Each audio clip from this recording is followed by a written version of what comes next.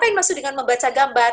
Anak itu ambil buku cerita, lalu dia kan lihat tuh gambar-gambar. Kalau ibunya tuh rajin sekali membacakan kisah tersebut, lihat deh, perhatikan.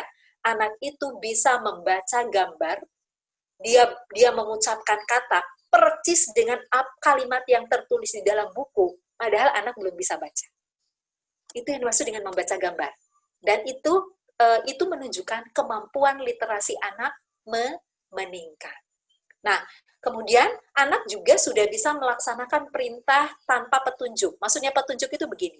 Kalau usia 0-1 tahun, usia 1 sampai 2 tahun, kalau kita minta kepada anak, "D, bisa tolong ambilkan gelas?" Lalu kita tunjuk gelasnya. Berarti kita meminta anak untuk melaksanakan satu perintah, lalu kita bantu dengan misalnya jari kita. "D, tolong ambilkan gelas." Itu yang ada di atas meja. Jadi kita memerintah kepada anak, tapi masih ditunjuk. Nah, kalau usia 3 tahun, kita sudah memberikan perintah kepada anak kita tanpa bantuan gerak tubuh kita. Jadi kita sudah bisa bilang kepada anak, dia bisa minta tolong nggak? Tolong ambilkan sendok untuk ibu. Dia sudah tahu sendok itu di mana, letaknya di mana. Nah, dia sudah tahu bentuknya sendok seperti apa. Itu dia sudah tahu. Karena apa? Karena gambar sendoknya itu sudah melekat nih di kepalanya anak. Nah, ini yang dimaksud dengan bisa melaksanakan perintah tanpa petunjuk. Kemudian, dia sudah mulai bisa menjawab rutinitas, ya. Jadi, aku tadi pagi begini. Kemampuan anak untuk mengingat satu peristiwa mulai dari pagi, satu hari nih, ya, satu hari sampai sore, itu sudah mulai anak ingat. Tetapi, mereka masih belum bisa kalau kita ajak misalnya 2 hari yang lalu, 3 hari yang lalu, dulu, nah mereka belum tuh Bu, ya. Jadi mereka kemampuan untuk mengingatnya masih terbatas, tapi biasanya mereka sudah mulai bisa menjawab kalau ditanya di siang hari tentang kegiatan apa yang dilakukan pagi hari, mereka sudah bisa tuh mengingat, ya, terutama yang berkaitan dengan rutinitas. Dan di usia 3 tahun Bu, senang sekali bertanya, kenapa begini, kenapa begitu. Jadi rasa ingin tahu anak itu memang luar biasa. Dan inilah sesungguhnya menjadi modal yang harus kita pelihara agar anak-anak kita itu menjadi anak-anak yang pembelajar sepanjang hayat. Ya, tinggal kitanya saja harus sabar gitu loh. Kadang-kadang anak ini belum mau berhenti bicara, belum mau berhenti bertanya sebelum kita jawab. Karena kita kelelahan, lalu kita meresponnya secara negatif. Justru ketika anak itu banyak bertanya, respon kita tuh harus positif. Karena apa? Karena dengan bertanya itulah menjadi awal bagi anak untuk menemukan satu pengetahuan tertentu atau membuat anak itu nanti akan lebih banyak tahu tentang berbagai hal yang harus mereka ketahui. Nah, jadi jangan matikan rasa ingin tahu mereka karena kita lelah yang membuat kita itu memberikan respon negatif. Kalaupun saat itu orang tua tidak siap untuk memberikan jawaban, karena misalnya tidak tahu, atau karena memang kondisi fisiknya perlu istirahat, kita bisa sampaikan kepada mereka, Ibu akan menjawabnya, tapi Ibu perlu waktu ya. Ibu mau istirahat dulu sebentar, insya Allah Ibu akan jawab nanti setelah Ibu sudah selesai istirahat. Nah, itu adalah salah satu contoh bagaimana kita memberikan respon kepada anak-anak kita tanpa mematikan rasa ingin tahu anak. Dan mereka adalah orang yang suka dengan tantangan. Nah, kalau kita kaitkan dengan tahapan perkembangan tadi, tahapan perkembangan Erikson, di usia 3 tahun itu kan saat yang tepat bagi anak untuk belajar mandiri ya. Nah, jangan ibu pikir ketika ibu memberikan satu tantangan kepada anak, misalnya, sudah bisa meletakkan sepatu sendiri, sudah bisa bawa tas ke sekolah sendiri. Jangan ibu berpikiran bahwa itu akan membebani anak. Justru itu menyenangkan untuk anak. Itu adalah satu tantangan baru bagi mereka, dan ketika mereka itu dikasih kepercayaan, lalu mereka bisa melakukan, maka akumulasi aktivitas yang mereka buktikan bahwa mereka bisa akan menjadi fondasi rasa percaya diri anak. Nah, inilah tugas-tugas perkembangan anak di usia 3 tahun. Sekarang, bagi ibu-ibu, ya, muslimah sahabat keluarga yang memiliki anak usia 3 tahun, coba perhatikan. Apakah anak-anaknya menunjukkan kondisi seperti ini. Mereka fisiknya kuat, mereka nggak mau diam, ya, guling sana, guling sini, manjat sana, manjat sini. Itu artinya, Bu, ucapkanlah alhamdulillah. Ya, karena artinya anak kita sehat. Justru kalau anak kita diem terus, itu artinya anak kita tidak sehat. Lalu kalau mereka banyak bertanya, mengapa, apa sih, kenapa? Nah, menunjukkan anak kita sehat. Dan kalau mereka masih suka mengamuk, ya, kemudian menunjukkan, pokoknya aku mau begini gitu. Ibu begini loh, tapi dia tidak mau mengikuti apa yang kita sampaikan. Itu artinya anak kita normal, ya.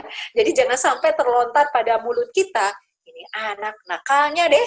Setiap ibu bilang melawan. Nah, bukan begitu, bukan begitu. Justru harus kita syukuri, ya. Justru harus kita syukuri, itulah yang kita nantikan. Kenapa? Karena anak-anak kita itu kan tumbuh nanti pada saat dewasa, yang kita harapkan adalah anak-anak kita menjadi sebagian dari orang yang menyampaikan kebenaran. Orang yang menyampaikan kebenaran itu kan harus teguh dengan prinsipnya, harus teguh dengan keyakinannya. Nah, ini tuh kan diperlukan gitu loh. Diperlukan keyakinan terhadap apa yang menjadi prinsipnya dia, itu kan perlu gitu. Nah, ini harus ditumbuhkan. Jangan membuat anak-anak kita itu diposisikan atau kita didik yang membuat mereka itu selalu berkata ya terhadap semua yang kita sampaikan. Justru ini berbahaya. Kenapa? Karena ketika anak memasuki fase di mana interaksi sosialnya itu lebih luas, anak-anak yang kita tidak support agar mereka itu belajar untuk mempertahankan prinsip, belajar untuk berkata tidak, ya. Ketika mereka masuk di dalam interaksi sosial yang lebih luas, mereka sulit untuk berkata tidak atau tidak berani untuk berkata tidak pada sesuatu yang sesungguhnya mereka tidak berkata tidak, itu nggak boleh mereka ikut. Lalu kita lihat ya, di tugas-tugas perkembangan yang tadi saya sudah sampaikan, maka sesungguhnya anak-anak usia 3 tahun, mereka suka tantangan, mereka suka melihat orang dewasa, mereka senang mau mencoba untuk mengerjakan sendiri. Sebetulnya tugas-tugas itu adalah tugas-tugas perkembangan yang cocok sekali ketika kita sebagai orang tua atau sebagai guru membangun kemandirian anak. Ya. Jadi cocok sekali, ibaratnya tuh plug-in gitu loh. Plug-in antara colokan dengan stekernya itu cocok gitu. Ya, jadi Allah sudah siapkan, tugas perkembangan itu kan sunatullah, Allah yang siapkan. Nah, kita memanfaatkannya seperti apa? Jadi ketika anak-anak kita tuh suka tantangan, kemudian dia senang menirukan apa yang dilakukan oleh orang dewasa, maka saat itu adalah saat yang tepat untuk mengajarkan kemandirian. Kemandirian baik secara fisik maupun secara mental. Apa yang maksud dengan secara fisik? Kalau secara fisik itu adalah sesuatu yang bisa anak lakukan dan itu terlihat oleh kita. Kalau mengajarkan kemandirian secara mental itu maksudnya apa? Anak berani, ya, anak kemudian bisa berani membuat keputusan, anak berani untuk mengatakan apa yang ia mau, berani untuk mengungkapkan gagasan, berani untuk menyampaikan keinginannya. Itu yang dimaksud dengan kemandirian secara mental. Nah, mengapa sih kemandirian ini harus kita ajarkan kepada anak-anak kita? Karena ada beberapa alasan, ibu-ibu semua. Kemandirian itu harus kita ajarkan kepada anak-anak kita, ya. Nah, walaupun usia untuk mengajar kemandirian menurut Erikson itu dimulai pada saat anak-anak kita memasuki usia 3 tahun, tetapi saya sudah memberikan penjelasan kepada ibu-ibu bahwa bibit-bibitnya harus kita mulai kenalkan di usia anak-anak kita 1 tahun. Mereka makan sendiri sudah dikenalkan dari usia 7 bulan. Mereka membereskan mainan sendiri di usia berapa? Ketika mereka sudah bisa membongkar, lalu bisa memasukkan, itu di usia 1 tahun. Jadi kalau kita lihat, anak-anak itu bibit-bibitnya harus sudah mulai kita munculkan tuh di usia-usia sebelum masuk 3 tahun. Ketika masuk 3 tahun, mereka sudah lebih terampil untuk mengerjakan hal-hal yang bisa mereka lakukan sendiri. Ada 4 alasan kenapa anak-anak kita perlu dibangun kemandirinya. Yang pertama, kita sebagai orang tua nggak tahu kan ajal kita kapan ya. Kalau kita ingat ini, rasanya kan sedih nih, ya, rasanya sedih, rasanya apa ya, aduh, kita cuma sementara nih. Tapi memang begitu kan, bahwa dunia ini kan hanya sementara, akhirat yang selamanya. Karena kita tidak tahu kapan kita diambil oleh Allah. Kemudian kita juga tidak tahu kapan anak-anak kita masih dititipkan oleh Allah kepada kita, ya. Karena itulah kita harus bangun kemandirian pada anak-anak kita, ya. Allah sendiri memerintahkan ya di dalam surat An-Nisa, jangan tinggalkan keturunan yang lemah. Keturunan yang lemah itu lemah apa? Ya tidak hanya lemah iman, tapi juga lemah ekonomi, ya, lemah mental, ya. Itu jangan kita tinggalkan anak-anak yang lemah seperti itu. Yang harus kita bangun adalah anak-anak yang kuat akidahnya, kemudian tangguh, kemudian mereka adalah orang-orang yang pantang menyerah, mereka adalah orang yang senang bekerja keras, mereka adalah orang yang berpikir positif. Itu yang harus kita bangun pada anak-anak kita.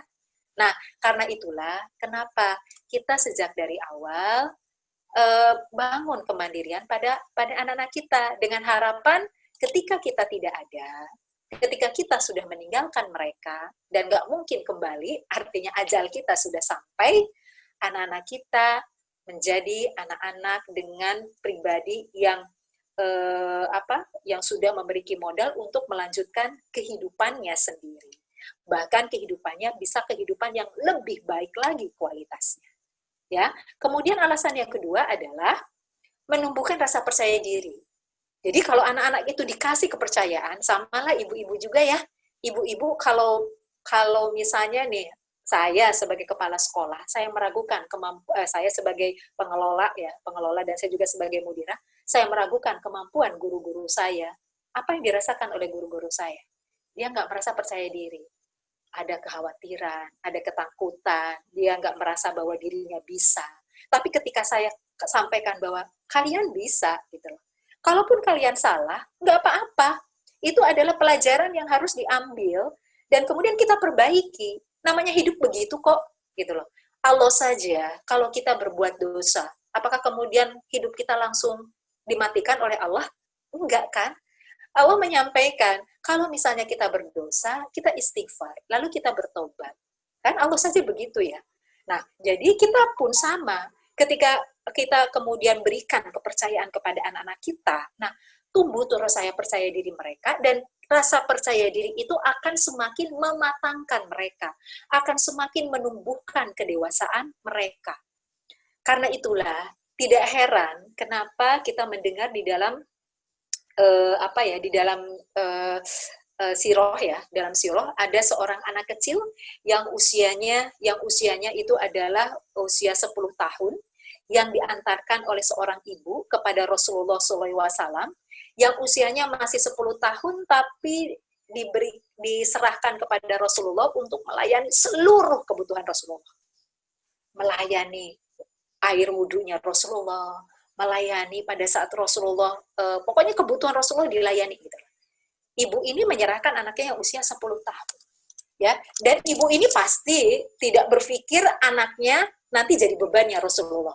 Beliau menyerahkan anaknya yang usia 10 tahun untuk melayani Rasulullah karena percaya anaknya bisa mengemban amanah tersebut. Ya, dari di usia 10 tahun ini bisa menjadi acuan bagi kita, ya. Anak yang berusia 10 tahun yang diantarkan oleh seorang ibu itu namanya Anas bin Malik. Anas bin Malik ini adalah salah seorang perawi hadis ya, dan diberikan usia yang panjang sampai 100 tahun lebih, dan Rasulullah mendoakan kepada Anas bin Malik, dan memang Anas bin Malik ini adalah seseorang yang memiliki keberkahan yang luar biasa ya, diberkahi ilmu sebagai seorang perawi hadis, diberkahi juga hartanya, dan diberkahi juga. Jadi kalau Anas bin Malik berdoa, itu Allah kabulkan. Jadi Masya Allah ya. Kenapa Allah begitu sayang kepada Anas bin Malik? Ya karena sejak usia 10 tahun, Anas bin Malik itu sudah hidupnya itu melayani Rasulullah SAW. Nah, ini menjadi satu buat kita itu satu refleksi gitu loh. Ya, satu pelajaran untuk kita. Di usia 10 tahun, anak-anak kita sudah bisa apa? Apakah mereka masih, Mama, ambilkan ini, gitu ya.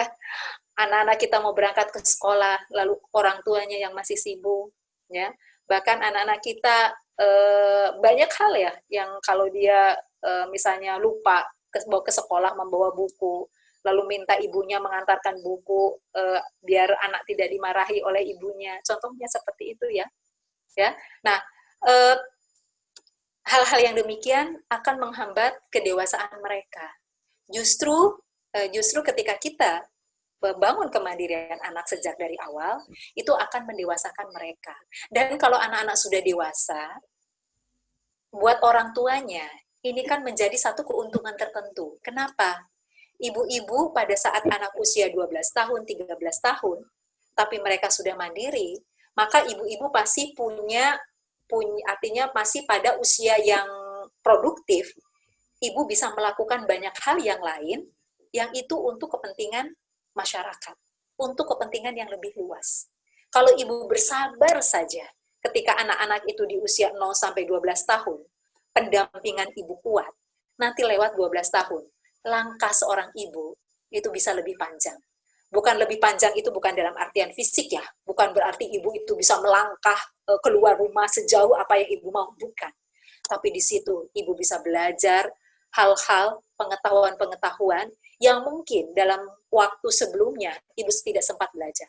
Ibu belajar bahasa Arab, ibu belajar usul fikih, ibu baca buku tentang sirah, ibu hadir di berbagai kajian yang akan membuat kualitas hidup ibu lebih baik, ya, karena anak-anak sudah memberikan support itu pada ibu. Anak-anak sudah ibaratnya nggak perlu banyak keterlibatan ibu gitu loh, ya. Mereka sudah tidak lagi memerlukan apa ya, bantuan ibu yang sedemikian repot seperti halnya ketika anak-anak itu masa kecil. Itu udah nggak perlu. Dan ini akan memberikan keuntungan bagi ibu. Dan ketika seorang ibu punya target seperti ini, menurut saya itu perlu. Kenapa? Karena membuat nanti manfaat ibu itu akan lebih luas. Ya. Saya suka prihatin Bu ya, saya suka prihatin dan ikut sedih ya kalau misalnya ada orang tua yang punya anak-anak di usia, katakanlah anak-anaknya sudah dewasa ya, mereka sudah usia SMP, sudah usia SMA, tapi ya subhanallah ketika ibunya itu sudah juga mencari pekerjaan, harus membantu ekonomi suami, lalu pulang ke rumah, tidak ada satupun anak yang tergerak mau membantu gitu loh. Cucian masih numpuk, ya, nasi belum dibuat, masakan belum ada, semua anaknya menunggu ibunya yang menyelesaikan semuanya. Dan ketika ibunya meminta bantuan, satu anak dengan anak yang lain itu saling lempar. Kamu sih. Nggak ada inisiatif untuk meringankan beban orang tua. Adakah anak-anak yang seperti ini? Ada, Bu. Sedih saya kalau melihat yang seperti ini. Kenapa? Karena sesungguhnya di usia anak-anak yang seharusnya mereka sudah menunjukkan pengabdiannya kepada orang tuanya, ya, yang sudah harus menunjukkan baktinya gitu loh kepada orang tuanya. Dia sudah ada keinginan untuk meringankan apa yang bisa dia lakukan untuk meringankan orang tua. Nah, pendidikan kita memang adalah pendidikan yang kurang menumbuhkan kematangan ini. Jadi perlu memang kita melakukan koreksi terhadap kurikulum yang ada di sekolah kita, ya. Jadi kurikulum di sekolah formal itu adalah kurikulum yang bebannya terlalu banyak, ya, yang sebetulnya kadang-kadang, ya bukan kadang-kadang lagi ya, saya melihat ada materi-materi tertentu yang sebetulnya belum waktunya mereka dapatkan, tapi begitu banyak anak itu harus belajar, sehingga membuat anak itu teralihkan terhadap sesuatu yang sesungguhnya ini menjadi bekal untuk mereka dewasa. Kita pada saat kecil belajar apa sih Bu? Gitu ya. Ya saya belajar integral, belajar sinus, kosinus gitu kan, ya seperti itu. Apakah itu kemudian dipakai pada saat kita dewasa? Kan tidak, ya. Sehingga kalau di dalam Islam itu bicara tentang kurikulum, maka di usia sampai 12 tahun yang harus anak pelajari itu adalah